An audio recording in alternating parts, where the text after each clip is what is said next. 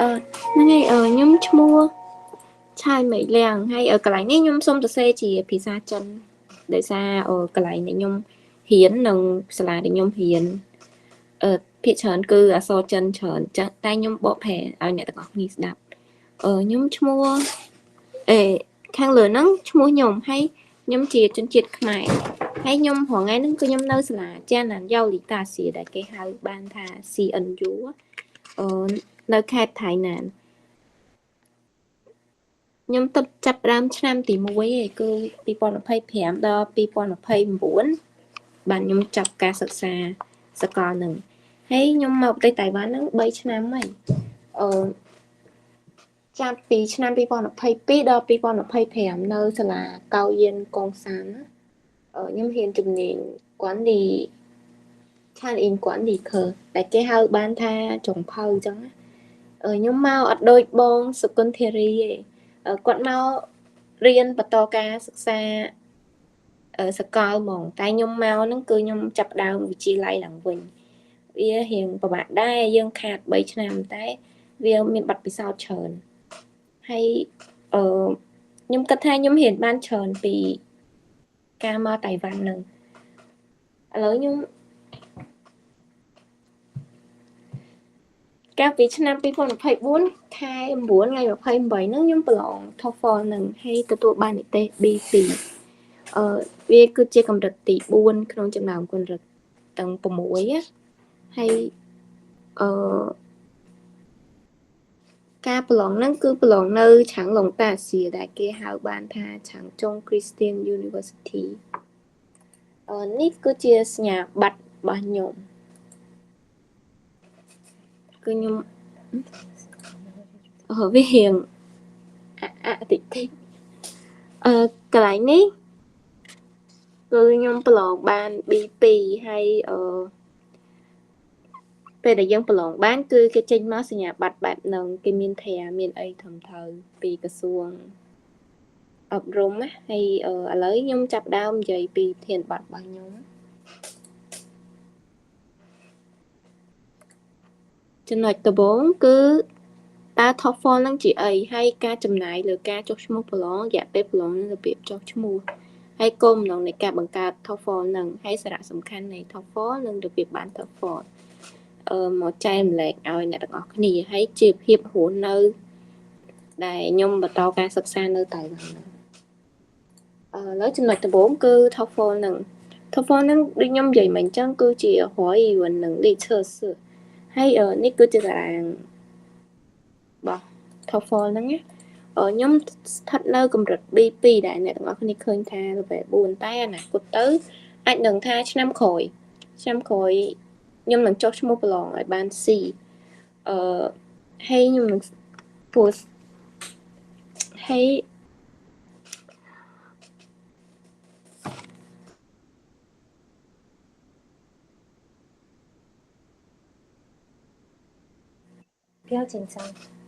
ហើយTOEFL ហ្នឹងគឺបែងចែកជាការស្ដាប់ការនិយាយការអានហើយនិងការសរសេរឥឡូវខ្ញុំសូមឲ្យអ្នកទាំងអស់គ្នាមើលពីតារាងនៃតម្លៃបើយើងប្រឡងចុះឈ្មោះតែមួយមុខគឺអស់1400តៃវ៉ាន់ដែលវាស្មើនឹង$45អាមេរិកណាតែបើសិនជាអ្នកទាំងអស់គ្នាចុះឈ្មោះពីរមុខគឺអស់ទៅ2000នេះវាស្មើនឹង$66អាមេរិកហើយពេលហ្នឹងគឺខ្ញុំចុះឈ្មោះពីរមុខការស្ដាប់និងអំណានហើយព្រោះសាលាខ្ញុំគឺតម្រូវឲ្យមានពីរហ្នឹងអញ្ចឹងខ្ញុំសូមចុះឈ្មោះតែពីរហ្នឹងសិនណាហើយនេះគឺជា link សម្រាប់ការចុះឈ្មោះឬមួយក៏អ្នកទាំងអស់គ្នាអាច scan QR code នៅខាងលើក៏បានដែរ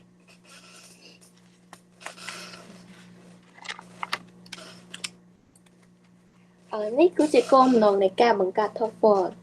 ការបង្កើត TOEFL ហ្នឹងគឺដើម្បីឲ្យនិស្សិតបរទេសដាក់ពាក្យស្នើសុំអាហារូបករណ៍ហើយនឹងអាហារូបករណ៍របស់ក្រសួងអញ្ចឹងណាហើយសាកលវិទ្យាល័យនៅបរទេសហ្នឹងគឺទទួលស្គាល់សញ្ញាបត្រហ្នឹងដូចថាខ្ញុំមករៀននៅតៃវ៉ាន់3ឆ្នាំអញ្ចឹងហើយបើសិនជាខ្ញុំចង់បន្តសាកលគឺគេតម្រូវឲ្យយើងប្រឡងបាន TOEFL ហ្នឹងហើយ chắp bị bi mùi lợn bạn nên xuất hiện ở tại bạn nâng hay ở thọ phó nó có cái bộ nâng tụ nâng ca hủ nơi tại bạn bàn đại tế không nên chỉ chôn bỏ tê hết á tôi theo bị dân trong thơ ca nơi nâng dân hiện chập trong thơ ca nơi nâng cư dân tưởng bạn thọ phó nó cứ cái ao tụ chỉ tụ si lá ban si lá cứ cái ao sam sập tụ bữa sân chỉ cho tơ khóm ai thầm một phây phè một phây chẳng á hay ở viết sầm khán sầm rạp nhôm bùn tái សម្រាប់អ្នកទាំងអស់គ្នាបើសិនជាចង់មកធ្វើការឬមួយក៏ចង់មករៀននៅតៃវ៉ាន់ក៏សំខាន់ដែរហើយថហ្វលហ្នឹងចង់ផ្សព្វផ្សាយទៅកាន់ភាសាចិនគោលបំណងគឺចង់ផ្សព្វផ្សាយភាសាចិនទៅកាន់ជនបរទេសដែលបានស្គាល់អញ្ចឹងណាដូចភាសាចិនដឹងស្រាប់ហើយនៅខ្មែរយើងនៅប្រទេសផ្សេងៗគឺដោយសារយើងចេះភាសាចិនគឺវាល្អអញ្ចឹងវាសួររកការងារទៀត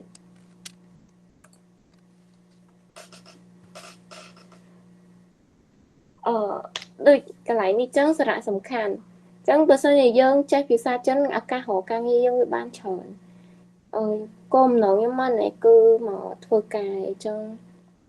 អាចនឹងថាវាសំខាន់សម្រាប់ខ្ញុំហើយការធ្វើតំណែងហ្នឹងគឺវាងាយស្រួលដូចយើងចង់និយាយអីអញ្ចឹងយើងនៅតៃវ៉ាន់អញ្ចឹងគឺយើងនិយាយជាភាសាចិនបានច្រើនហើយយើងចង់ទៅណាមកណាក៏យើងត្រូវប្រើភាសាចិនដែរដូចក្នុង Google អីចឹងយើងចង់ Google Map យើងចង់ធ្វើដំណើរទៅណាយើងទៅសេអង់គ្លេសវាចេញដែរប៉ុន្តែវាអត់សូវជាច្បាស់ហ្មងហើយជិះវាវិញផ្លូវអីចឹងបើយើងមានភាសាចិនគឺវាជួយយើងបានច្រើនហើយការទិញអីហ្នឹងក៏វាស្រួលដែរយើងប្រើភាសាចិនសម្រាប់និយាយជាមួយជនជាតិតៃវ៉ាន់ថាយើងចង់បានរបស់ហ្នឹងអញ្ចឹងគេយកមកគឺត្រូវយើងសិនជាយើងប្រើភាសាយើងគេស្ដាប់អត់បានណាដូចមួយទៀតយើងនៅប្រទេសតៃវ៉ាន់គឺយើងប្រើភាសាយើងគេអត់អាចថាចង់រៀនភាសាយើងដើម្បីមកនិយាយមួយយើងទេអញ្ចឹងគឺយើងចាំបាច់ត្រូវរៀនភាសាគេដើម្បីយើងប្រស័យតាក់ទងគ្នាអញ្ចឹងណាហើយអាចជួយមិត្តរួមថ្នាក់របស់អ្នកទាំងអស់គ្នាហ្នឹងក្នុងការបកប្រែឬមួយក៏គាត់អត់ចេះចិនអីចឹងយើងអាចជួយបរៀនគ្នាទៅវិញទៅមកដូចអ្នកដែលចេះតិចបរៀនអ្នកដែលចេះច្រើនហើយអ្នកដែលចេះច្រើនគឺជួយគ្រូក្នុងការបកជួយសិស្សរួមថ្នាក់ទាំងអស់គ្នាហ្មងហើយនេះជារបៀបបាន TOEFL នឹងការសិក្សាផ្សេងៗមកចែកម្លែកខ្ញុំរៀនភាសាចិនហ្នឹងតាំងពីទូចដែរអញ្ចឹងតែខ្ញុំរៀននៅខ្មែរគឺខ្ញុំចាប់អត់សូវបានទេតែខ្ញុំអត់ចង់បោះបង់ភាសាចិនហ្នឹងទេដោយសារខ្ញុំស្រឡាញ់អញ្ចឹងក៏ខ្ញុំសម្រេចចិត្តថាខ្ញុំមករៀននៅតៃវ៉ាន់ហើយមករៀនបន្ថែមព្រោះភាសាចិនខ្ញុំអត់សូវល្អហ្មងអញ្ចឹង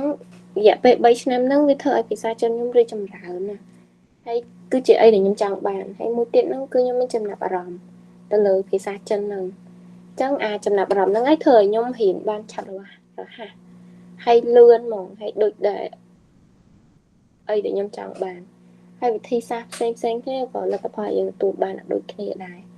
តែបរិស្ថានជុំវិញហ្នឹងក៏វាមានឥទ្ធិពលដែរដូចថាកន្លែងដែលយើងរស់នៅបើយើងរស់នៅខ្មែរយើងអត់សូវប្រើភាសាចិនទេមានតែពេលដែលយើងទៅសាលាគឺយើងនិយាយតែពេលចេញពីសាលាមកផ្ទះវិញគឺអត់មានត្រូវនិយាយហ្មងចឹងអីដែលអ្នកទាំងអស់គ្នាចាប់បានគឺវាតិចតួចតែបើខ្ញុំនៅនេះចឹងខ្ញុំប្រើភាសាចិនរាល់ថ្ងៃមួយលោកគ្រូអ្នកគ្រូមួយដូចថាមករៀននេះគឺសិស្សចម្រុះហ្មងមានជនជាតិផ្សេងអញ្ចឹងតែយើងអត់ចេះភាសាផ្សេងទេប៉ុន្តែយើងមកនៅតៃវ៉ាន់នេះគឺយើងចេះភាសាចិនមួយគឺយើងអាចតាក់ទងគ្នាបានយើងអាចនិយាយគ្នាបានហើយយើងអាចរាប់អានគ្នាបានអញ្ចឹងណាហើយខ្ញុំប្រើភាសាចិនហ្នឹងវាប្រចាំថ្ងៃយើងប្រើច្រើនជាងភាសាខ្មែរអញ្ចឹងពេលខ្លះខ្ញុំសឹងតែថាខ្ញុំរនឹកពាក្យចិនហ្នឹងបកទៅជាខ្មែរអត់ចេញតែអត់អីយើងអាចហ៊ានពីវាបានហើយខ្ញុំចូលចិត្តមើលវីដេអូខ្លីៗដូចជាវីដេអូសម្រាយវីដេអូរឿងភាគចិនហើយនឹងស្ដាប់ចម្រៀងអីជាដើមវាធ្វើឲ្យការស្ដាប់ខ្ញុំគឺរីកចម្រើនហើយ nhưng cho chất về so chỉ phải xa chân đừng môi có tờ xe so nên lựa sập hơi chỉ phải xa chân chóng biết thơ ao ở ca tờ xe nhóm so được nhóm chạp ban cứ biết trơn chóng vì mà ngày tới mà ngày cứ nhóm cách hai nhóm đi chầm ra ní cứ chia chiều phiệt đại nhóm vật to ca sực xa nơi Tài Văn á hụt hàng chơi nó cứ chị ai sẵn than mong cày là nắng mong sơ mẹ tới cờ miên nè miên bông bông nó khang khỏi nắng cứ mong sơ mẹ quạt bài hai chẳng cứ quạt sơ mẹ nơi chẳng tờ thấy kia ai trịch tù xa bàn nắng mong giờ mong cày lá nắng cứ với miên định nhóm hiền bị chia lai chẳng cái miên mà ngại pênh hiền mà ngại pênh cái miên mong bài miên mong sơ mẹ cả là mong chẳng tờ thấy sao mà anh cư dân hiền sọt thấy ngày đi chuyển miên pi ngay mau cây là hay bây ngày tiết cứ mau hiện thò mà đà mà mau hiện thò mà đá đi hụ nó càng đam nắng cứ dân pe ai sẵn than bài ở sơ là chẳng nó vì miên a đại vàng chẳng pe các bạn cò vàng bởi sân chị a đại khơi dân pe ở bầu ấy chẳng á ai sẵn than cứ sạc hay ca hụ nơi nắng cứ ok nhưng có tha tụi tôi dặm ban hay bởi sân nè đừng ọc đi trong mà thực xác của cách tha ai cực lặng cực tha anh mình xả xong hay ở ní cứ nhóm plon ban bảo bò nờ và tề Tài Văn